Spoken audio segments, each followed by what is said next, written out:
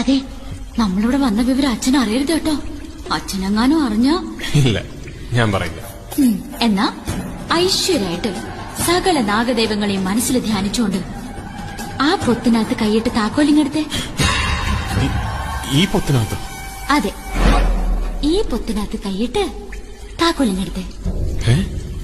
പേടിയുണ്ടോ? പേടിയില്ല, പക്ഷെ പേടിപ്പിക്കാതിരുന്നാ മതി. എന്നാ എടുക്ക്.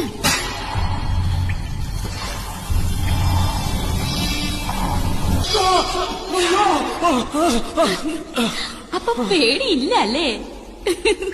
താക്കോല് തരാന്ന് പറഞ്ഞിട്ട്? ഇതാണ് താക്കോൽ.